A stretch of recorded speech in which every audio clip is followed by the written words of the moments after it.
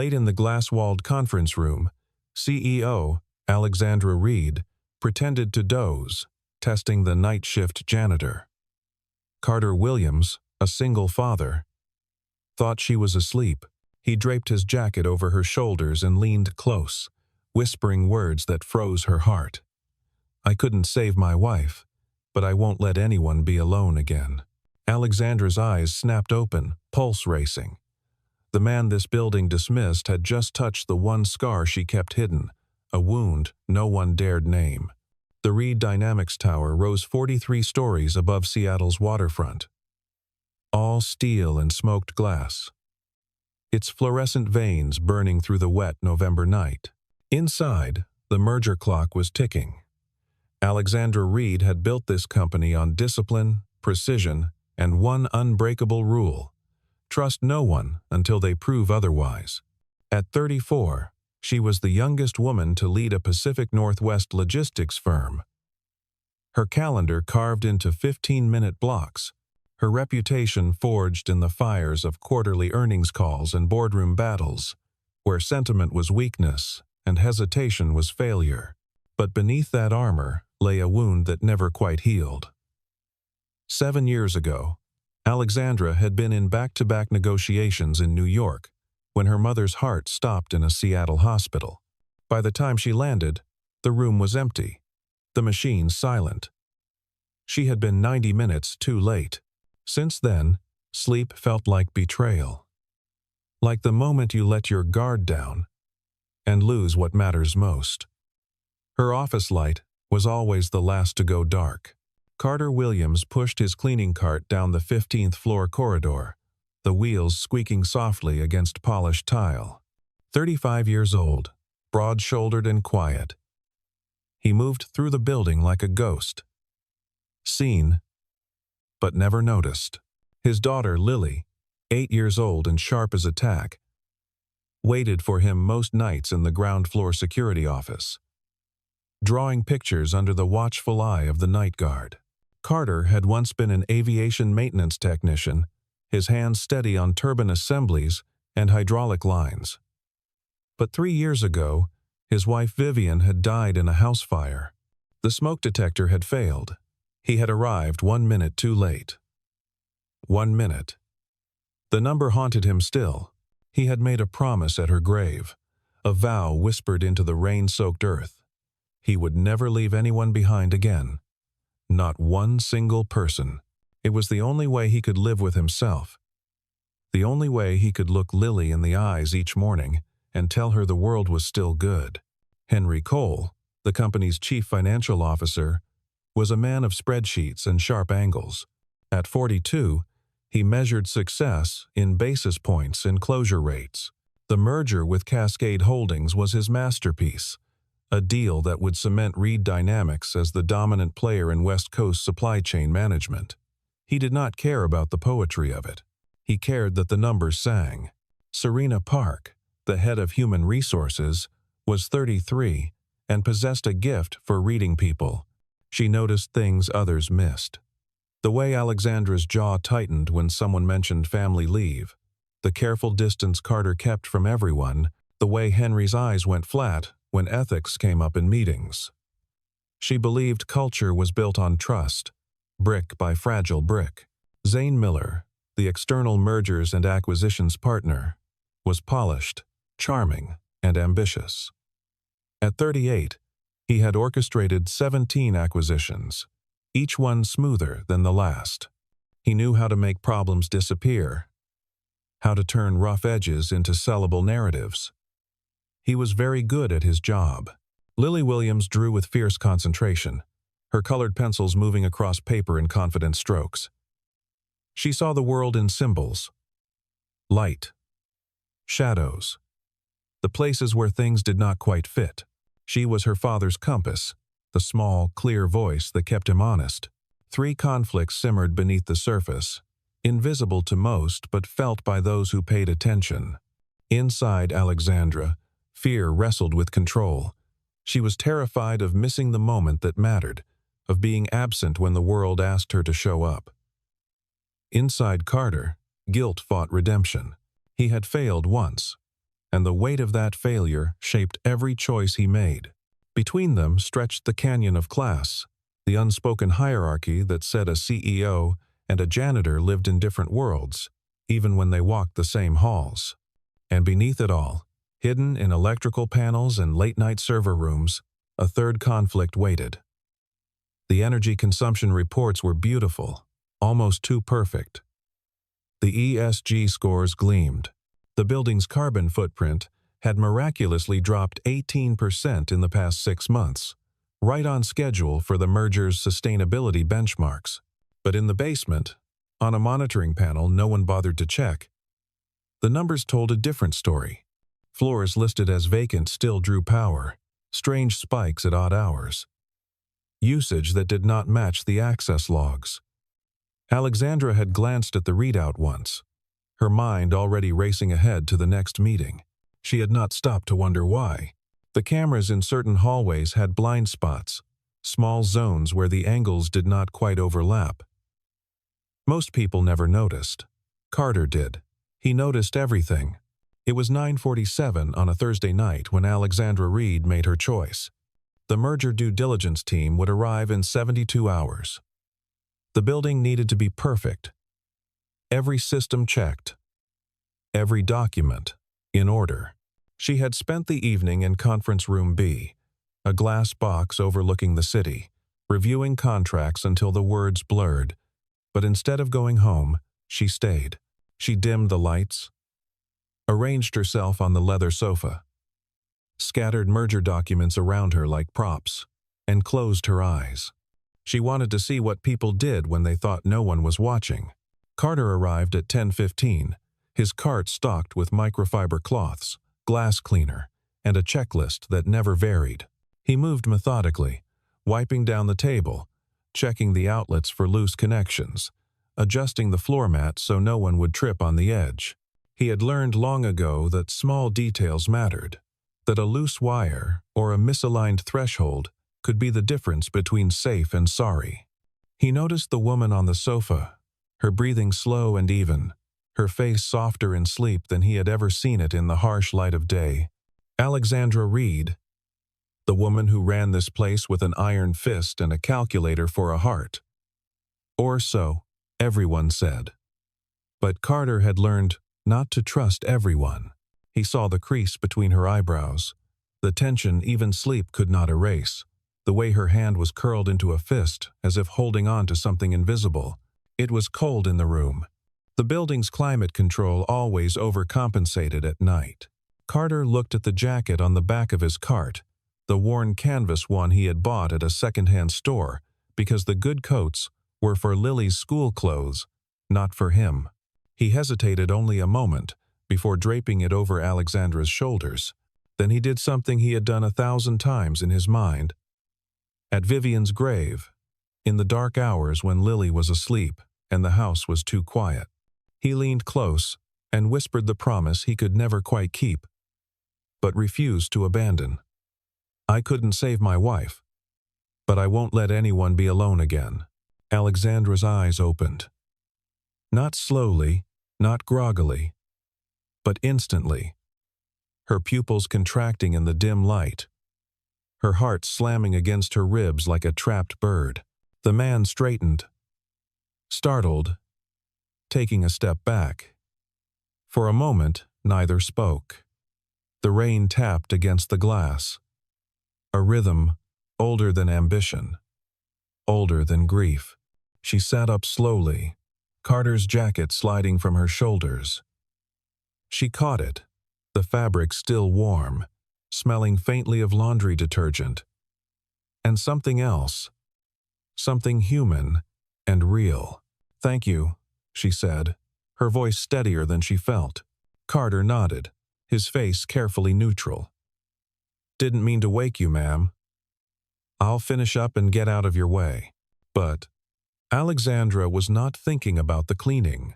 She was thinking about the whisper, the words that had sliced through her defenses like a blade through silk. He could not save his wife. The weight of that sentence, the specificity of it, the fact that he had said it out loud to someone he thought was unconscious. She wanted to ask, She did not. Instead, she filed the moment away, a small, bright coin of information, and let him finish his work in silence. That night, she looked up his personnel file.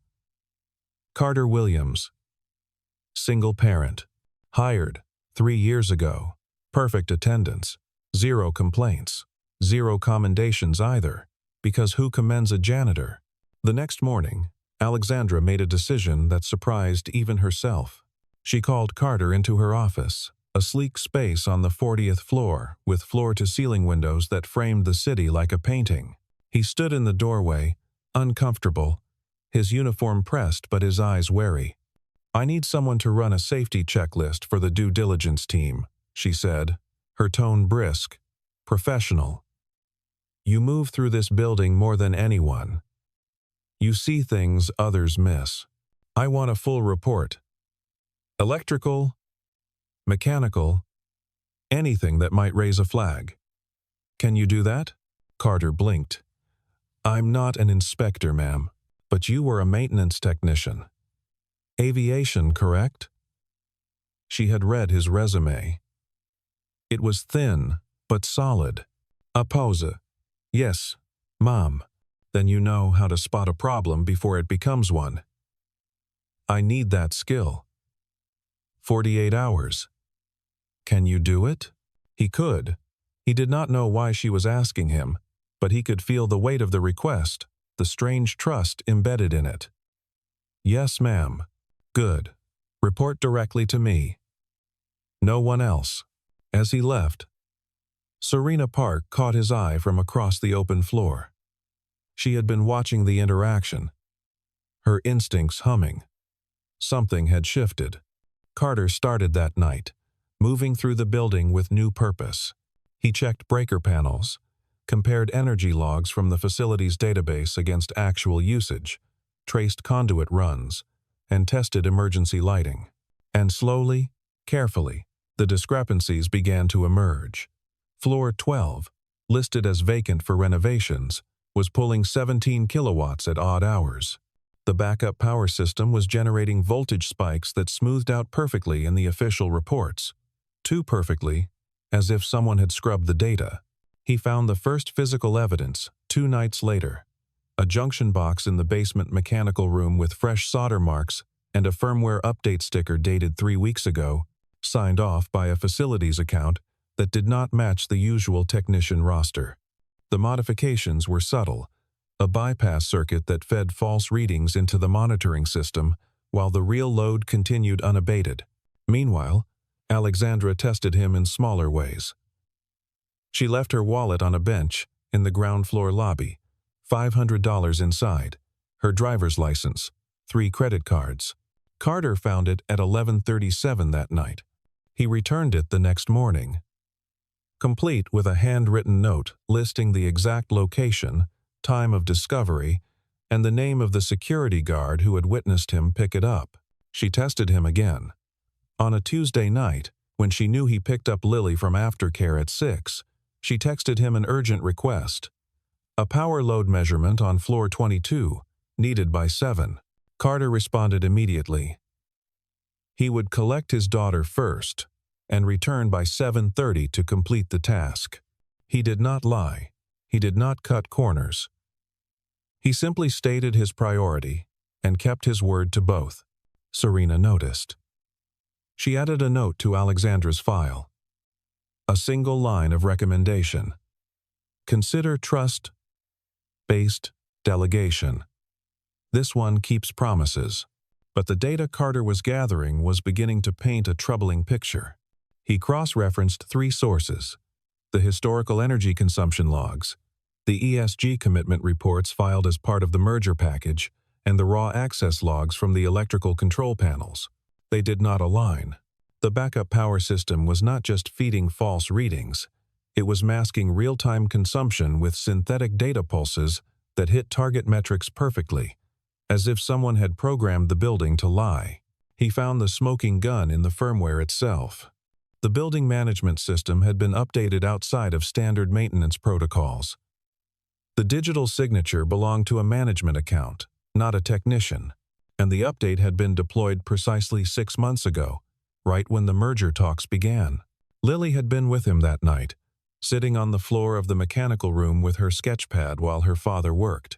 She drew the control panel, capturing details she did not understand. The small red indicator light in the corner that blinked in a pattern, the scorch mark near the relay housing, the bundle of wires that looked newer than the rest. She showed the picture to Carter later. "Daddy, why is that light blinking? None of the others do." Carter looked at the drawing, then back at the panel. The light only activated when the bypass circuit was engaged. His daughter, without knowing it, had just identified the telltale marker of an active fraud. He compiled everything into a report: photographs, log comparisons, a timeline of the firmware update, and a simple conclusion. The building's energy profile had been artificially manipulated to meet sustainability benchmarks. The real consumption was 18% higher than reported. If a fire inspector or an independent auditor looked closely, the entire merger could collapse under the weight of falsified data. He delivered the report to Alexandra at 6 in the morning, catching her as she arrived, coffee in hand, her face drawn from another sleepless night. She read it in silence, her expression shifting from skepticism to alarm to something harder, something that looked like resolve. "Who else knows?" she asked. "No one. You said report to you only." "Good. Keep it that way." She looked at him, really looked, and for the first time, she saw past the uniform, past the title, to the man who had just handed her a grenade with the pin already pulled. This could end the deal. "Yes, ma'am. It could cost people their jobs, including yours." Carter met her gaze. "I know. Why give it to me then?" He thought of Vivian, of the smoke detector that had failed, of the systems that were supposed to protect people but sometimes, quietly, did not, because someone needs to know, and because you asked. Alexandra made a choice in that moment, the kind of choice that defines what kind of leader you actually are when the pressure is on. She could bury the report, push the deal through, and deal with the consequences later. Or she could follow the truth, even if it burned everything down. She thought of her mother, of the moment she had missed, of all the times she had prioritized the wrong things. She thought of Carter's whisper, the vow he had made to never leave anyone behind. And she decided, "We go with the truth," she said quietly. "Prepare to back up those logs. We're going to need proof that can stand up in court." But the moment she made that decision, the forces arrayed against it began to move. Henry Cole appeared in her office that afternoon, his smile tight, his tone casual. "I heard you've been running some extracurricular audits. Anything I should know about?" Alexandra kept her face neutral. "Just due diligence, making sure we're clean." "Of course. But you know, if there are any minor discrepancies, it might be better to address them after the deal closes. No need to spook the buyers over paperwork." "Minor discrepancies?" Henry's smile did not reach his eyes. "You know how these systems are. Always some lag between reporting and reality." Nothing material, but it was material, and they both knew it. That evening, Zane Miller requested a private meeting. He took her to a steakhouse downtown, all dark wood and low lighting, the kind of place where deals were made and secrets were kept. Over expensive wine, he laid out a vision. The merger would proceed, everyone would get their bonuses, the company would thrive. All she had to do was trust the process. "If you start digging," he said gently, "you'll find things. You always do. But the question is, what serves the greater good? A perfect audit, or a successful deal that secures jobs for 800 people?" It was a seductive argument, the kind that let you sleep at night by reframing cowardice as pragmatism. Alexandra felt the pull of it, the ease of letting someone else carry the weight. But then she thought of Carter. of the way he had returned to save even the smallest detail, of the way he had prioritized his daughter and still kept his promise to her. "I need to think about it," she said. Zane smiled. "Of course. Take your time. Just remember, we're on the same side." But Serena Park was gathering her own evidence. An anonymous tip, delivered to her office mailbox, included photographs of invoicing records, payments to a shell contractor with ties to Henry's brother-in-law. The work listed: Energy Systems Optimization Consulting. The dates aligned perfectly with the firmware update. She forwarded the information to Alexandra with a single line: "You need to see this." Alexandra stood in her office late that night. The city spread out below her like a circuit board, all lights and connections and hidden currents. She looked at herself in the glass, the reflection of a woman who had built her life on control, on the belief that if you just worked hard enough, planned well enough, you could prevent loss. But control was an illusion. The only thing you could control was what you did when the illusion shattered. She texted Carter, "Prepare to restore the system to factory standard. Full backup of all logs. Time-stamped, checksummed, sealed." He replied immediately. "Understood." They worked through the night. Carter and a trusted security technician, cloning the server logs, photographing the bypass circuits, documenting every connection. Serena arranged the legal framework, ensuring that whistleblower protections were in place, that the evidence chain was unimpeachable. And Alexandra drafted a 3-step plan. First, restore the building systems to accurate reporting. Second, set a digital tripwire in the monitoring software, a token that would log any attempt to re-access the compromised systems. Third, stage a meeting with Henry and Zane.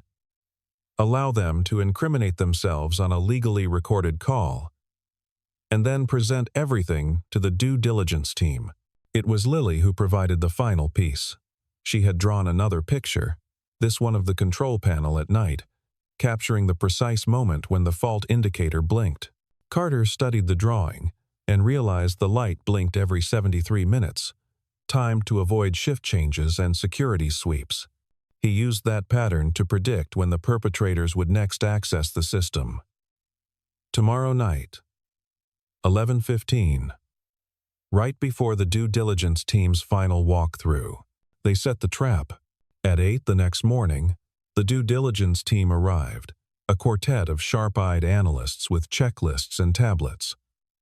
Alexandra greeted them with coffee and confidence, playing the role of the prepared CEO. But in the basement, Carter was already at work, a fire extinguisher and emergency breathing mask within reach, restoring the electrical systems one circuit at a time. At 10:48, the fire alarm in the supposedly vacant 12th floor started chirping, a low, intermittent warning. Smoke, faint and acrid, began seeping into the hallway. Carter, monitoring from the control room, saw the power surge as someone tried to override the emergency shutdown, forcing the compromised circuits to keep running. He grabbed his equipment and ran, not away from the smoke but toward it. Alexandra, alerted by the alarm, ordered an immediate evacuation. The due diligence team filed out calmly, practiced in corporate fire drills. But Carter was moving against the crowd, up the stairs, his breath steady, his mind clear.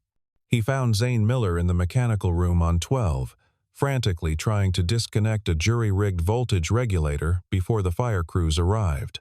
The smoke was thicker here, billowing from an overheating transformer that had been pushed far beyond its rated capacity. Zane spun, saw Carter, and his polished demeanor cracked. "This is none of your business." Carter did not argue. He hit the manual cutoff for the floor, threw the fire suppression switch, and grabbed Zane's arm. "We're leaving. Now." But the exit was blocked, the stairwell filled with smoke. Zane stumbled, his expensive shoes slipping on the wet floor, panic overtaking calculation. Carter looked at him, this man who had built a career on making problems disappear, now trapped by his own scheme. He thought of Vivian, of the minute that had mattered, of the promise he had made. "I don't owe you anything," Zane gasped, coughing. "No," Carter agreed. "But I owe myself." He pulled the mop cord from his cart, the industrial-grade nylon he used for heavy floors, and looped it through a steel support beam, creating a makeshift safety line. He wrapped the other end around Zane's waist, then his own, and guided them both toward the secondary exit, moving by memory and instinct through the smoke. Alexandra appeared at the far end of the corridor, a wet cloth over her face, her eyes searching. She saw them, saw what Carter was doing, and understood. She opened the fire door, holding it against the pressure, giving them a clear path out. They emerged into the stairwell, gasping, the alarm wailing around them. Fire crews pushed past, heading in. Alexandra looked at Carter, at the man who had just saved his accuser, and felt something in her chest crack open, something that had been sealed for 7 years. "You didn't have to do that," she said. Carter wiped his face, smearing soot across his cheek. "Yes, I did." Behind them, Henry Cole was being intercepted by security. A USB drive in his pocket containing access logs that matched the compromised systems. Serena had tipped off the fire marshal, who had brought an electrical inspector. The evidence was everywhere, undeniable, documented in real time, as the building's lies finally caught fire. The next morning, Alexandra convened an emergency board meeting. The due diligence team was there, along with representatives from Cascade Holdings, legal counsel, and a fire safety investigator. She stood at the head of the table. No notes, no PowerPoint. Just the truth. She presented the electrical schematics, the log comparisons, the photographs Carter had taken, the hash-verified timestamps that proved data manipulation. She showed them the firmware signature, the invoice trail, the pattern of access that led directly to Henry Cole and Zane Miller. She explained how the building had been rigged to lie, how the sustainability numbers that made the merger so attractive were built on a foundation of fraud. "We could have buried this," she said, her voice steady. "We could have closed the deal, taken the money, and dealt with the consequences later. But that's not the company I want to lead. Profit built on deception is not profit. It's theft. And it's not sustainable." Henry and Zane were placed on immediate administrative leave, pending criminal investigation. The merger was paused, pending an independent audit. Some board members were furious. Others were quietly relieved. The truth, as always, was expensive. But Alexandra did something else that day. She offered Carter a new position, safety systems engineer, with a salary that would let him put Lily through college, flexible hours that would let him be present for school plays and parent-teacher conferences, and a mandate to rebuild the building's integrity from the ground up. "I don't have the credentials," Carter said. "You have something better," Alexandra replied. "You have principles. And you don't leave people behind." Later, in the privacy of her office, she told him about the test, about pretending to sleep. "I wanted to see what you would do." Carter nodded slowly. "And what did you see?" "Someone who keeps his promises, even the ones I couldn't keep." Alexandra looked at him, at the man who carried his wife's memory like a second heartbeat, and she made a confession of her own. "I missed my mother's last hour because I was in a meeting. I told myself the work mattered more. It didn't." They stood in silence. Two people bound by the weight of being too late, by the determination to never be too late again. "That whisper," Alexandra said quietly. "Did you mean it?" "Every word." 3 months later, Reid Dynamics launched the Vivian Williams Safety Fund, a nonprofit initiative providing free smoke detectors, carbon monoxide alarms, and safety inspections for low-income housing across Seattle. The first 1,000 installations were funded by Alexandra personally. The program was named after Carter's wife, and the logo was designed by Lily. A small light in the darkness, simple and bright. Lily's artwork now hung in the building's main lobby, a traveling exhibition of her drawings. One piece, titled Light in the Dark, showed the control panel from that night, the fault indicator glowing like a tiny star. Alexandra stopped in front of it often, sometimes for minutes at a time, studying the details only a child would notice, the truths hidden in plain sight. At the company's annual meeting, Alexandra stood before 800 employees and told the story, not sparing herself, not spinning it into corporate mythology. She thanked Carter by name in front of everyone, and her voice wavered just once when she said, "He reminded me what integrity looks like when it costs you something." The applause was long and genuine. Carter stood in the back, uncomfortable with the attention, his hand resting on Lily's shoulder. She beamed, proud in the way only an 8-year-old can be when her father is recognized for being exactly who he is. After the meeting, Alexandra found them in the lobby. She had turned off her phone, silenced the constant pulse of emails and meetings, and allowed herself to simply be present. "Lily is having an art show next week," Carter said. "At her school. It's small, just parents and teachers. But if you wanted to come, I'll be there," Alexandra said, and she meant it. The rain had stopped, and through the glass walls of the tower, the city gleamed, washed clean. Alexandra stood beside Carter and his daughter, 3 people learning the same difficult lesson, that trust is not given freely. It is built one choice at a time, one promise kept, one moment when you choose to show up instead of turning away. They were still learning. They would always be learning. But for the first time in years, Alexandra believed they might actually get it right. The night janitor and the CEO, separated by titles and tax brackets and every unspoken rule about who matters and who does not, had found a different kind of currency. The knowledge that every person carries a grief, a wound, a vow. And sometimes, in the deep hours when the city sleeps, a whispered promise is enough to change everything.